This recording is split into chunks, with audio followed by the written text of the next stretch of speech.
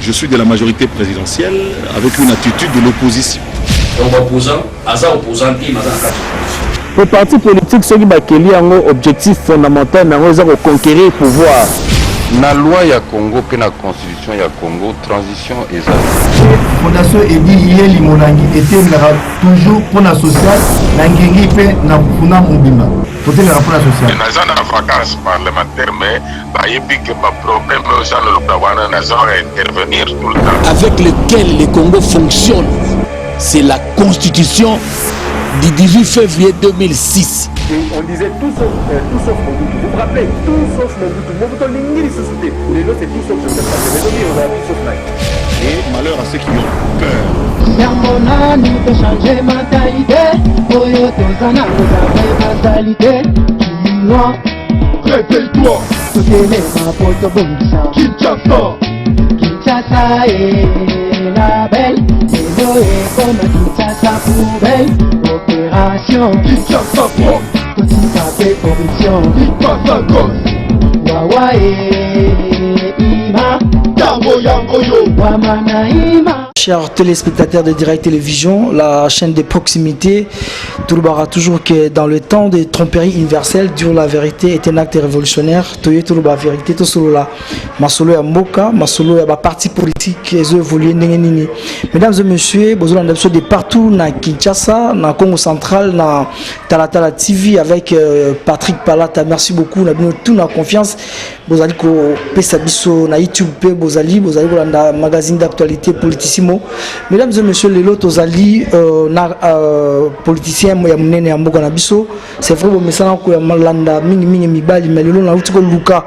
Moi si parce que ba maman bosengaki quand même parité, ma Claude Lukela biso pe basi ya mayele, basi ya lokumu ba bazali ko contribuer na développement ya mboka et yango lelo Tozali na madame Tamba Anita, Tozali secrétaire général, il y a parti politique dynamique Congo Uni, DCI en sigle, parti cher, il y a mon mboka Villiers Tumanga Tupanda, tozana ina bureau nae, teo kozwaye pour que to sur la masolo ya mboka, mbote mo mbote papa.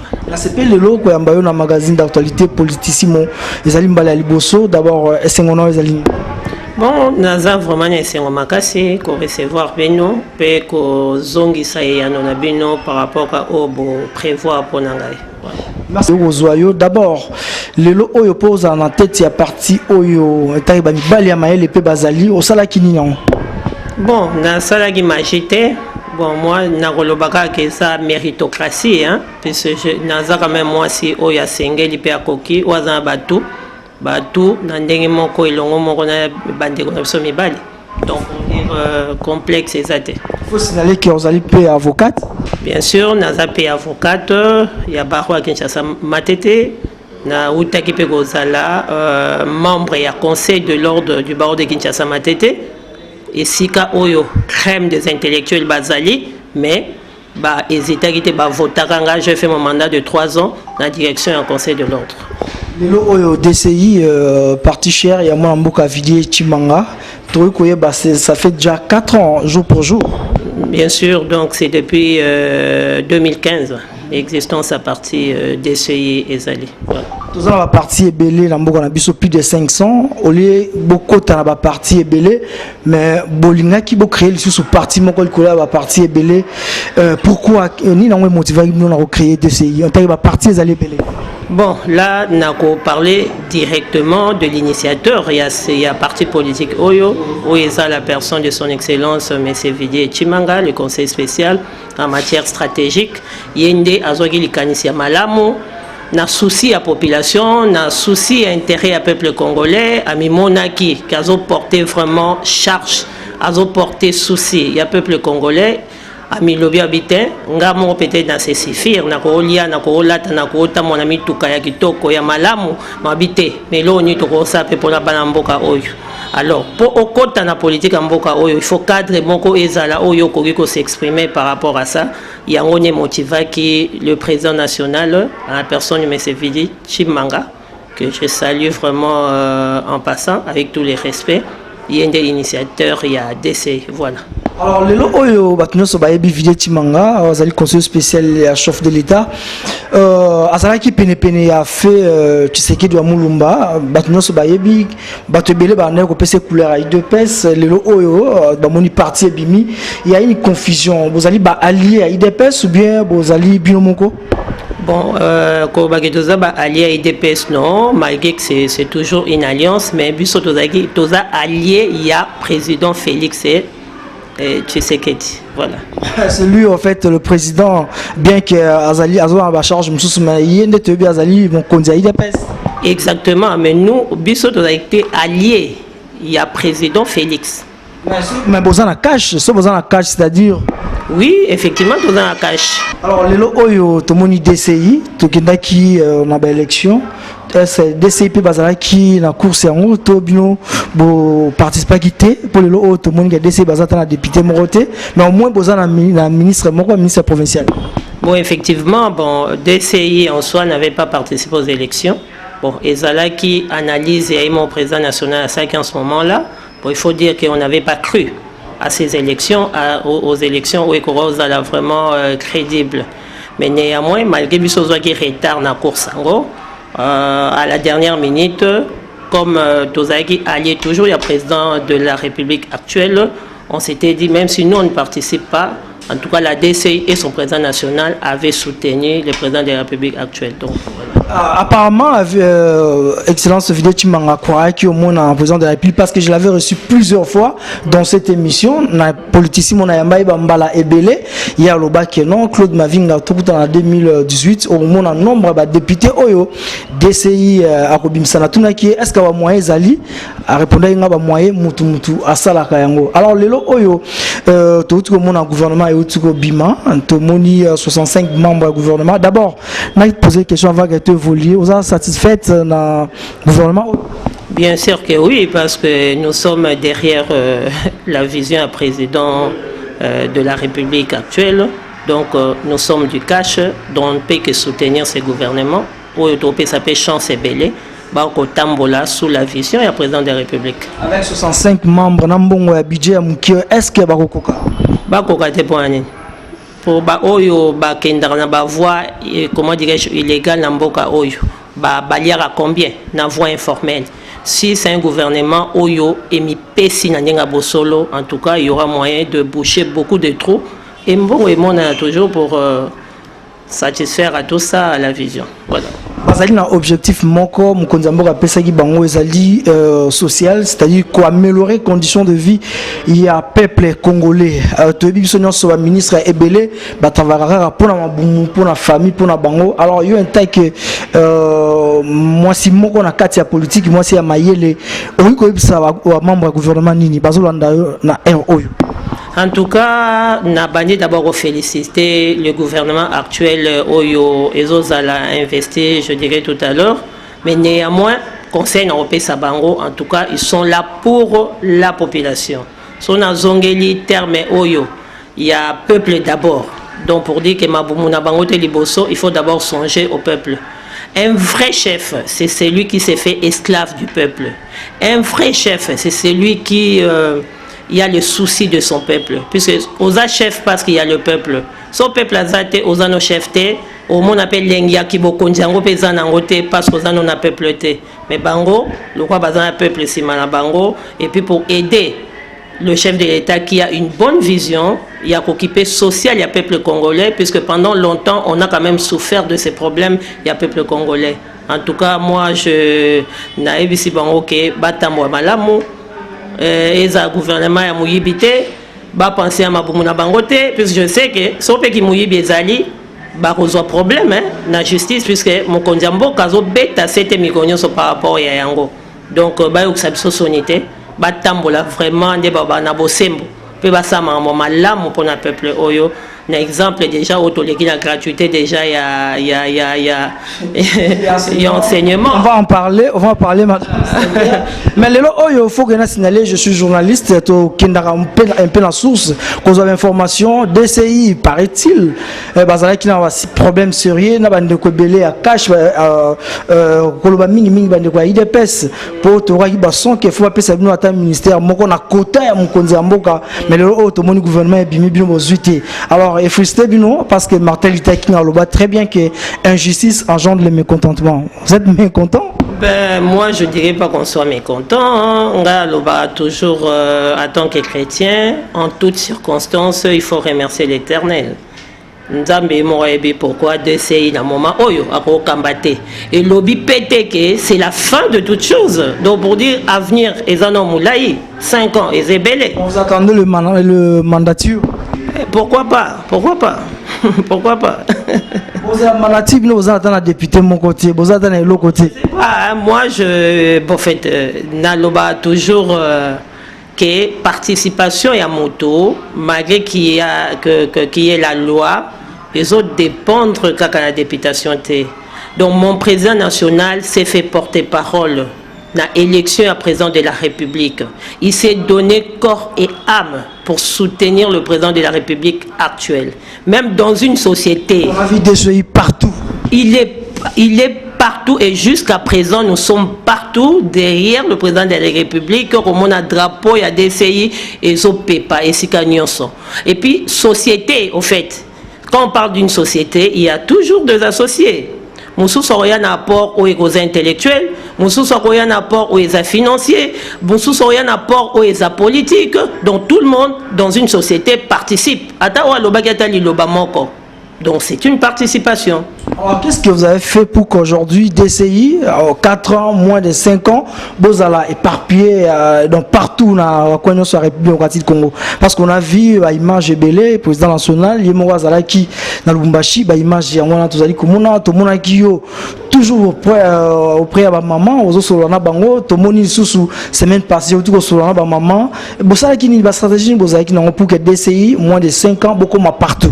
Bon, c'est juste, je dirais, une détermination. Bon, moi, je président national, avec déterminé, il est conseiller spécial auprès du chef, du grand chef. Mais c'est de la même manière, dynamisme, on a bisopé le cola, tozanango. Tozo viser plus horizon 2023. Tozo s'est préparé pour que demain, to discuter à part égale na batunions.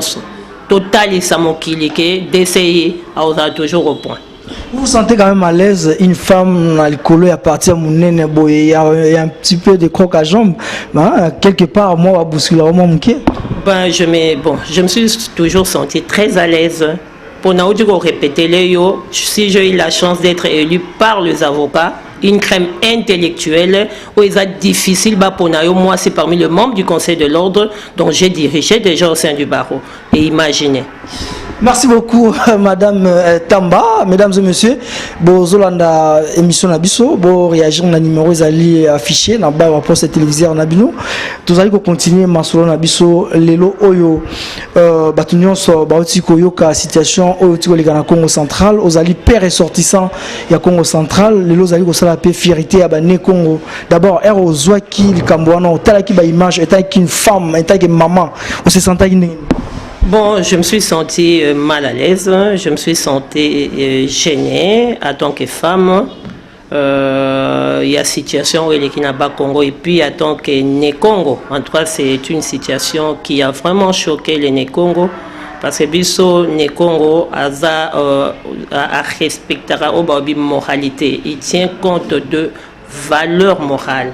Alors, ça va me parler moral et comme qui m'habite sur Nakatia Congo, Nakatia Congo central, donc je vous dis que ça devient très grave.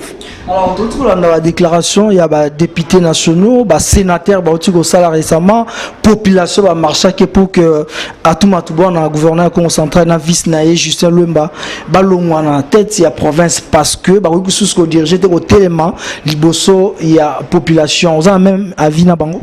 Bon, et là, sans sa responsabilité, hein, sans s'il y a honneur, hein. Donc moi, à leur place, je démissionnerai carrément. Donc, et là, sans son honneur. Merci beaucoup, mesdames et messieurs. Masolo à Congo Central, Tolobaki qui est, Tokolobelango toujours.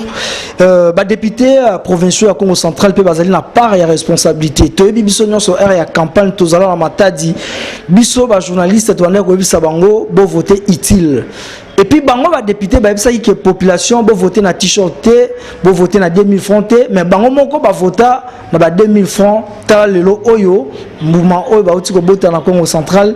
Biso toyeba ki on déjà un tagi ba visionnaire, un tagi ba jeune leader na Congo Central boyebi Claude Mavinga oya sala na matadi eza na uta rolobate to accompagnant tous les gouverneurs boyebi to travailler na bango, mais oyo biso no so toyeba ki que eza nango ya malungate parce que bato bazala wana balingi mingi musique ba province nyonso nazo bango mikolo nyonso na émission ba province tout eza na ba problème nazo mona même ba signe ezali ko salama musala ezali ko banda ezali ko salama konzi ya mboka lobayi ke akomi konzi ya mboka apesaki moi ba priorité 100 jours to moni banzele salami sayo salami to moni ba école bazo réhabiliter au senti que azana poste ya ko travailler Congo Central kara musique ba concert et belé vraiment ta la sorte comme nango tout le monde a ça plaisir démissionner parce que province merci beaucoup on a un message au Congo madame to continuer na yo lelo gratuité et enseignement mkonzamboka pesi ozali maman ozali na bana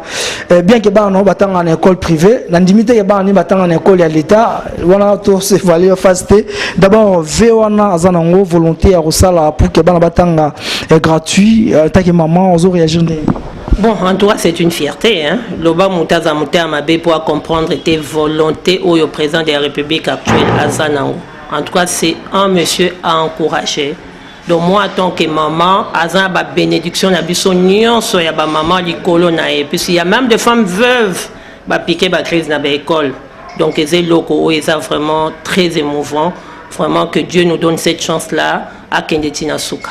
Madame Tamba Mavungu, Tosolola, Lelo Oyo, Azana Veoana, il faut accompagner pour qu'elles la réaliser. Mais le mécanisme est basé.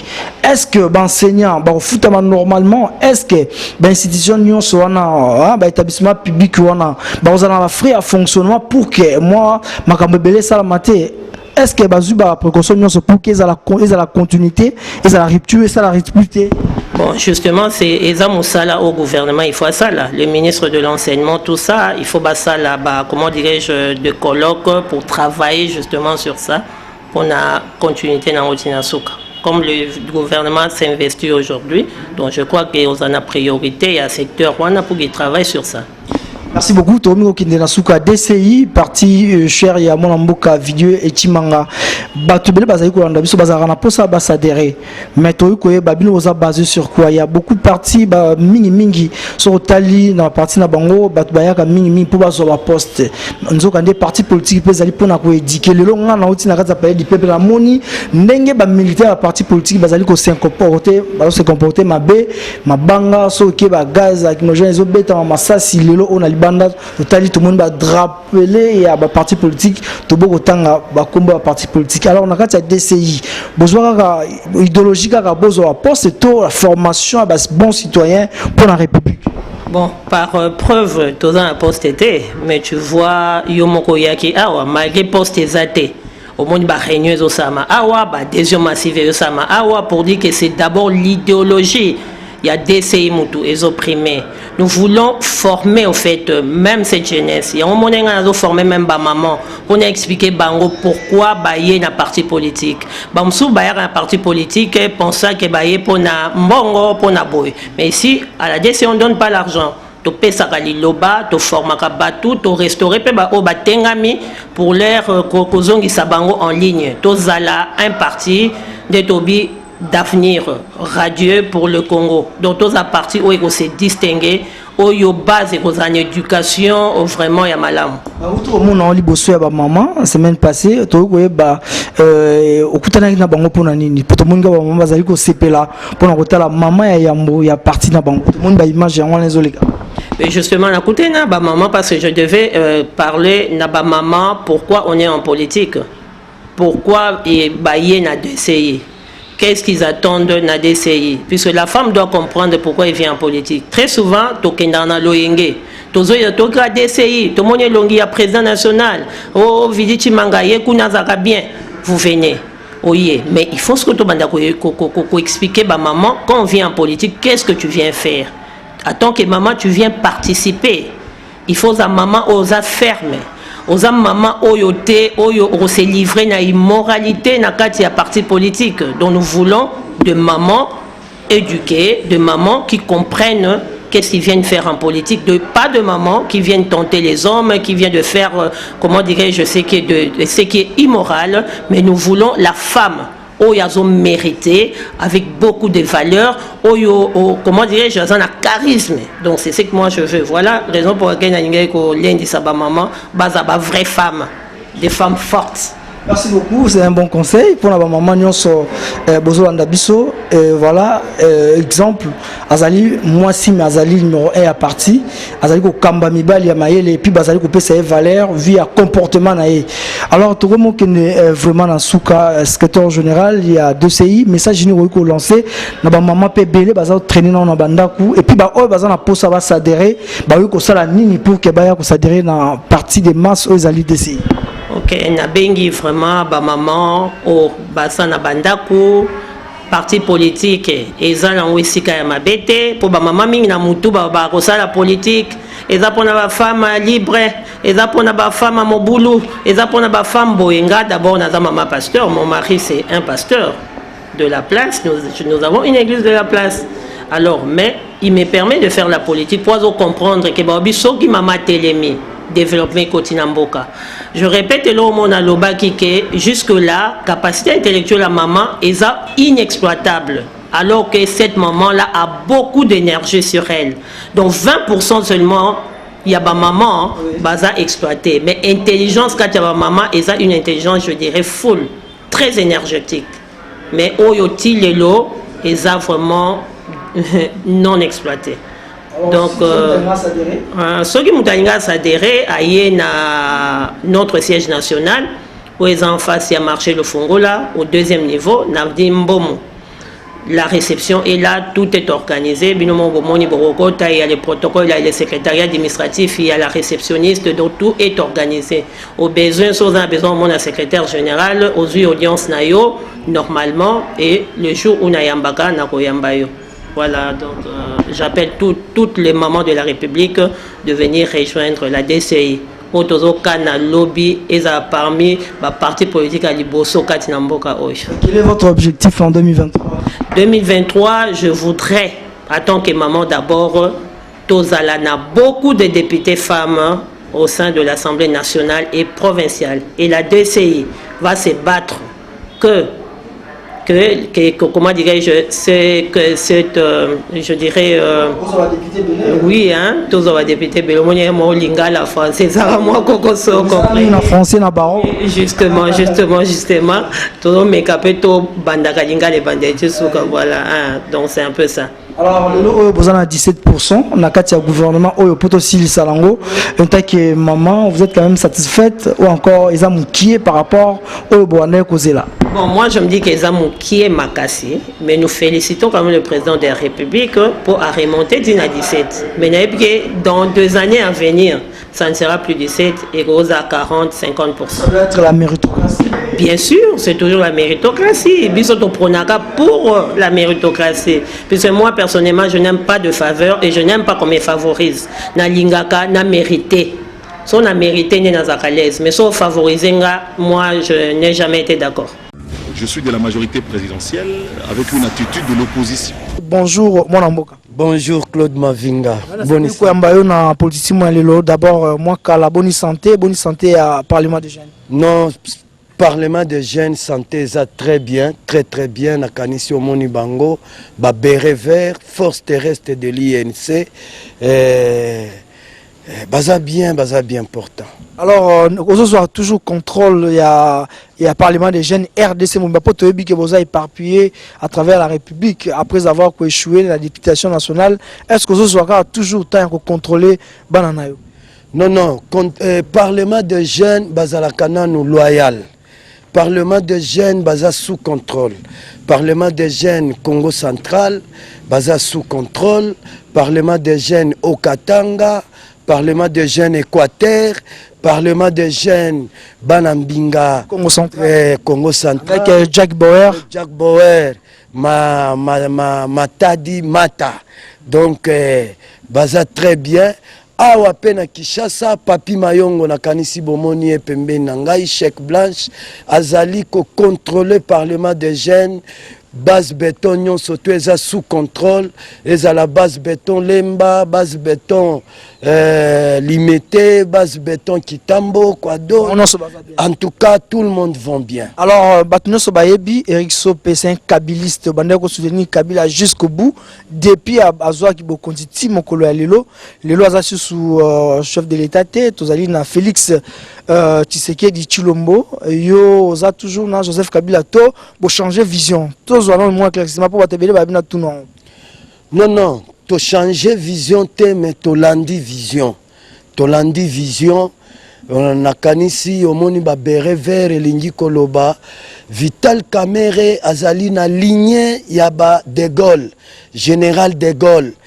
Bon monaki bino moko uta Sen City, boye toye awa na oya tokei na Senko na kanisi peuple congolais o lelo basengi ke tolingi tomona Parlement des jeunes na INC, peuple congolais bamoni musala oyo Vital Kamerhe asali, bamoni vision ya mwana mboka Vital Kamerhe, bamoni façon Vital Kamerhe azali kokamba ezala INC, tribalisme ezalité, na kanisi ozomona secrétaire général azaban ekolo mususu, ba coordination ekolo mususu, donc toute la République se retrouve na INC. Alors, le Joseph Kabila Bokabwani?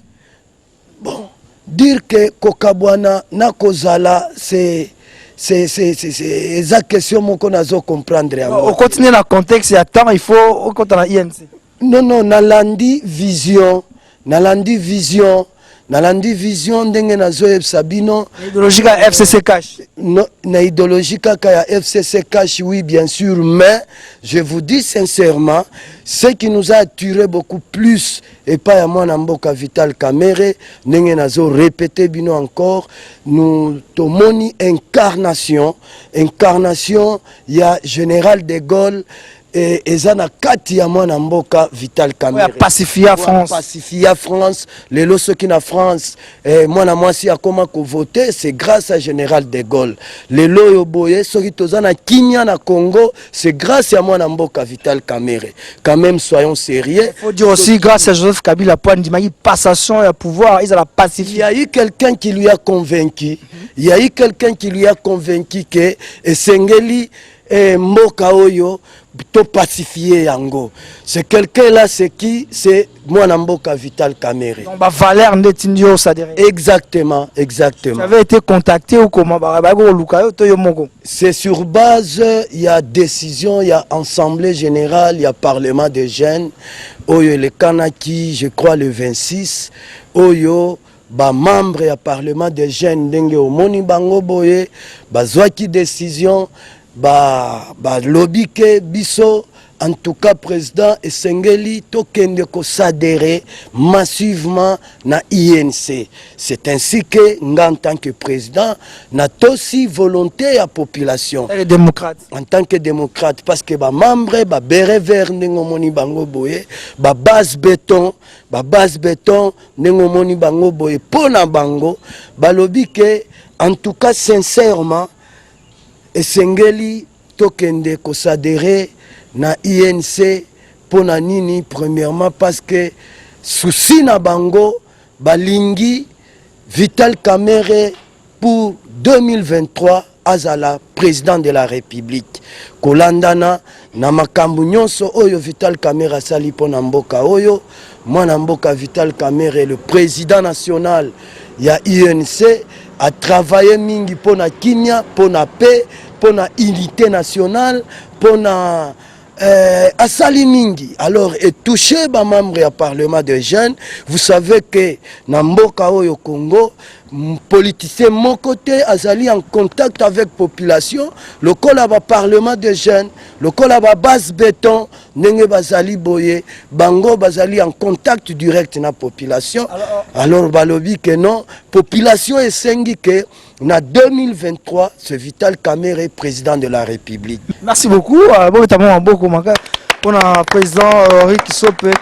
Mesdames et messieurs, besoin de partout. Merci beaucoup. Ndewonanga GG, Mouya, Vincent Onokama, Eric Ewela, côté à prise de vie, vous allez tellement ébélé, besoin d'abisso. Mais le oyo, il faut signaler que tu as parlé de gens qui sont ébélé. Mais le tout le monde a échantillon. Bité son nom solo. Bamsous bazar pion.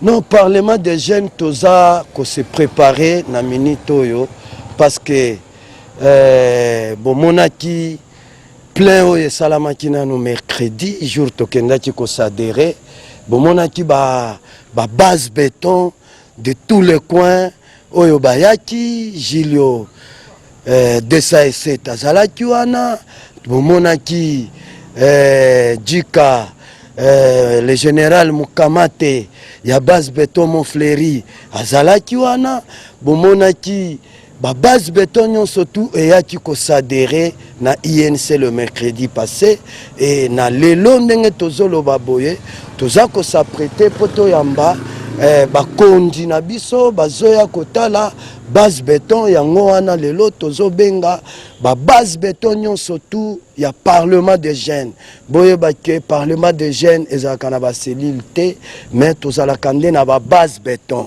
tozalaka na ba base béton partout alors bango nyonso tout samedi bazanga te parce que bakondi na biso ya sika bazali koya kotala biso et puis la personne qui est à l'honneur la personne qui va nous accueillir ezali base béton Ngaliema nde ekoyamba biso tolingaki ba base béton Lemba ba base béton Limete base béton pe Barumbu bazaki kowelela non bayamba biso te non mais Papi Mayongo alobi il n'en est pas question ye esengeli bayamba biso na Ngaliema. C'est comme ça que le samedi prochain samedi oezoya tozoyamba bakondi ya INC surtout chef nabiso direct Cordon Papi Oazali en charge ya implantation recrutement et suivi des nouvelles adhérents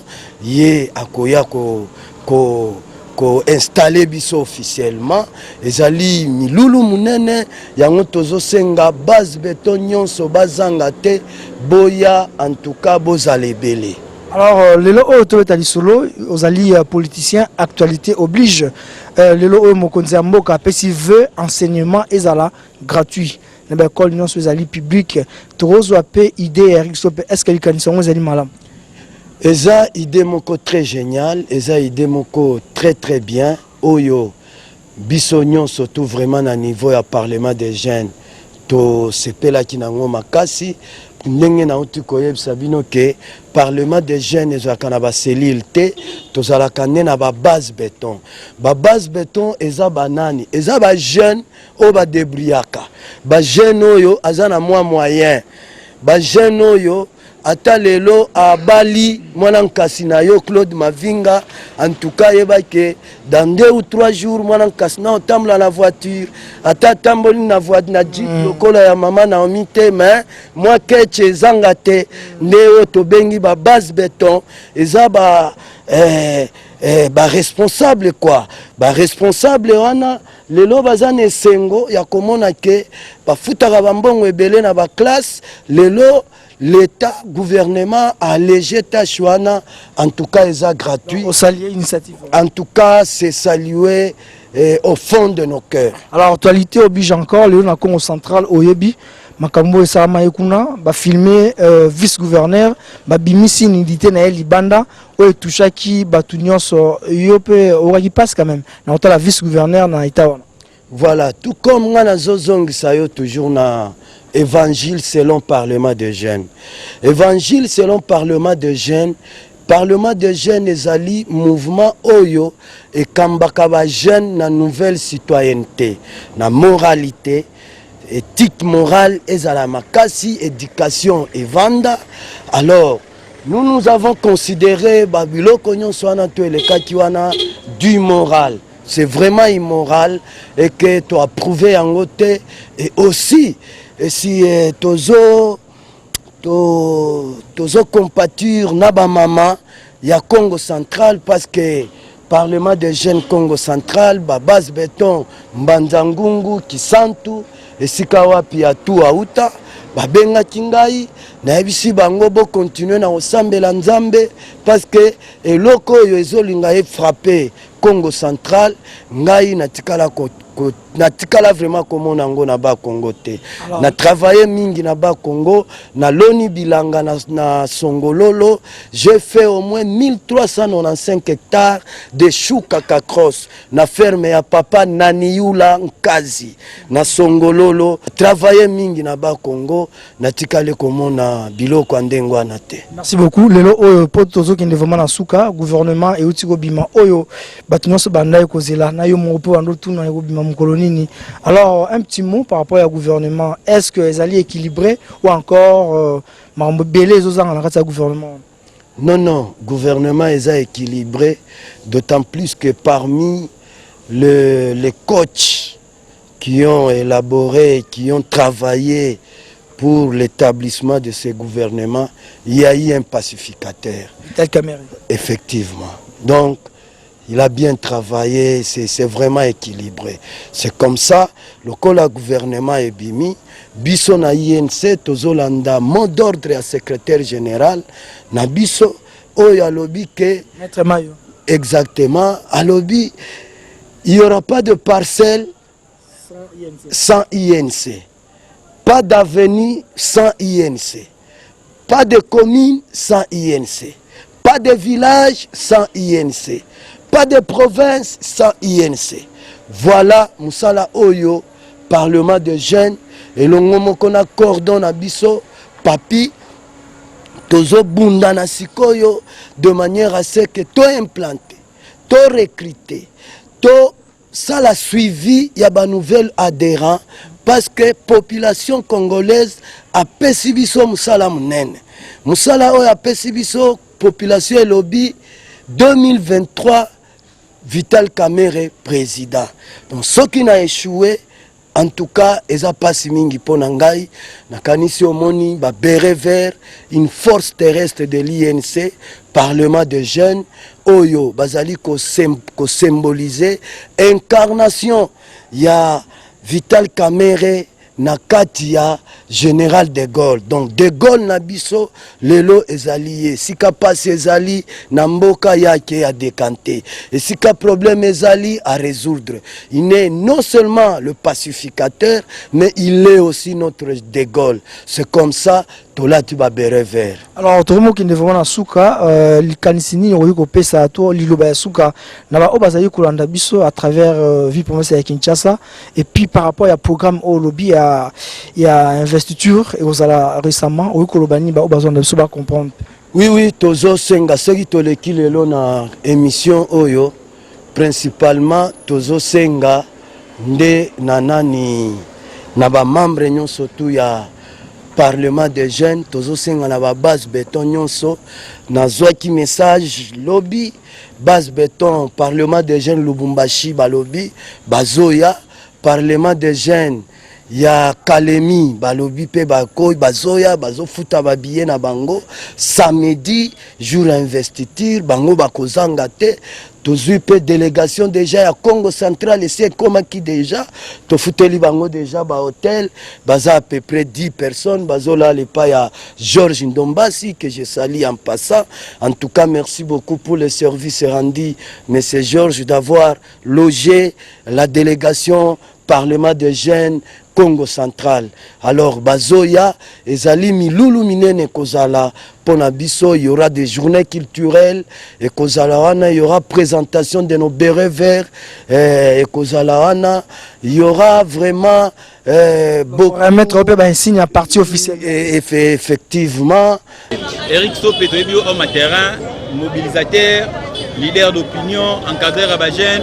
énergie na wana yango po memi na INC to obakisa su mayele kolega ozaka moto nde ye na INC moto ya makasi nde ye na INC. Imaginez-vous que tozo préparer 2023 Vital Kamerhe président, c'est-à-dire on travaille sérieusement ici, c'est le travail. Président Eric, aux na base awa, on peut estimer combien bateau va adhérer à travers yo déjà na force na yo na kati ya INC lelo awa.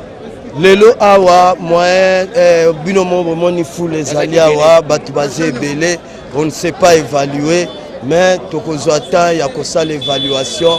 Le Parlement du Jeune est un mouvement citoyen qui encadre la jeunesse quinoise dans la nouvelle citoyenneté et dans la vie professionnelle.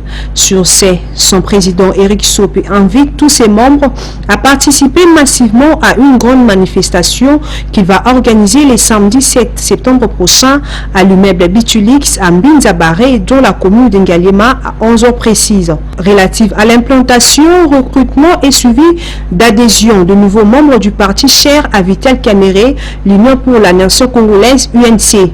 En outre, une manifestation culturelle est aussi prévue au cours de cette activité, notamment un concours d'orthographe, un concours de billard et tennis de table, un défilé de mode, théâtre ainsi qu'un concert musical qui sera livré par l'orchestre des Chaingenge et Bunafilé. Venez nombreux. Bon, merci mesdames et messieurs, c'est Eric Sopé Wanvula, président national du Parlement des jeunes, qui est désormais commis allié à INC, parti cher, Yamonamboka Vital et Kamerhe. En tout cas, na pesimbote mingi na grand frère nanga ya Zakle, vie bonsoir. Na pesi pembote belé na grand frère nanga Pacho Panda Jakulu, na remercier pe kulutu nanga Denis Kambay. Bayana Ngagnon Soto, Deon Koussou, en tout cas, merci beaucoup. La Premier ministre, relation avec le Parlement. Excellence, vraiment, merci. Et puis, Nazo Compatir Nabino, Toebi, que votre province moralement est touchée et que la province de Olomami, Parlement de jeunes, Toza Peko Compatir Nabino, en tout cas, base béton, surtout, na Pesibino Mbote Belé, surtout, Nazo Senga. Mutu nyonso tu akota contact na Papi Mayongo de manière à ce que Moussale Salema bien et puis na souhaité le bienvenu na la délégation Oyezo ou Taba province pour na Milulu ya samedi. Merci beaucoup vraiment au nom il y a INC, au nom il y a président national, il y a INC, au nom il y a secrétaire général, il y a INC et au nom il y a cordon Oyazali chargé, il y a implantation, recrutement, paix suivi des nouvelles adhérents.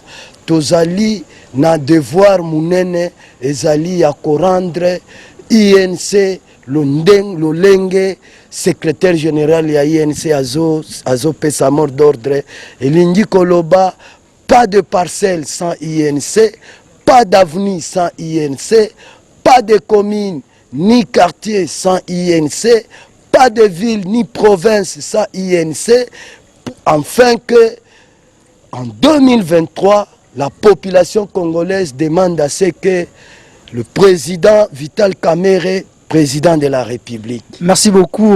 Le propos tenu dans cette émission engage que son auteur c'est M. Eric Sopé Wanvula, merci d'avoir répondu à notre invitation. Merci beaucoup, Claude Mavinga. Merci, chers téléspectateurs. Je dis un grand merci. Vincent Onokam en la prise de vie. Merci, Ewela en la prise de vie. Merci, Martin Ndegorangay, confrère de Molière Télévision, qui met en colo en botte en abino, en Congo central, Pebolanda Bisso, Jack Bauer. Merci beaucoup. Au revoir. Bye bye. Je suis de la majorité présidentielle avec une attitude de l'opposition. Le parti politique, ce qui a un objectif fondamental, c'est conquérir le pouvoir. Na loi ya Congo pe na constitution ya Congo transition ezali. Fondation Edi Yeli Monangi était toujours pour la sociale, n'angengi pe na funa mobimba. Côté le rapport social. Na zone de vacances parlementaires mais ba yebi que ba problème aux gens le kawana na zone intervenir tout le temps. Avec lequel le Congo fonctionne, c'est la constitution du 18 février 2006. Et on disait tout sauf Mobutu. Vous vous rappelez, tout sauf Mobutu. Mobutu n'ingiri suscité. Les lots c'est tout sauf Joseph Kabila. Mais on a tout sauf Naï. Et malheur à ceux qui ont peur. Yamona nous peut changer mentalité. Oyo tozana vous avez mentalité. Chinois, Réveille-toi, totele ma poto bongisa. Kinshasa. Kinshasa est la belle. Elo est comme Kinshasa poubelle. Opération Kinshasa pro, Petit café corruption. Ipasa gosse, Wawa et Ima. Yango Yango yo. Wamana Ima.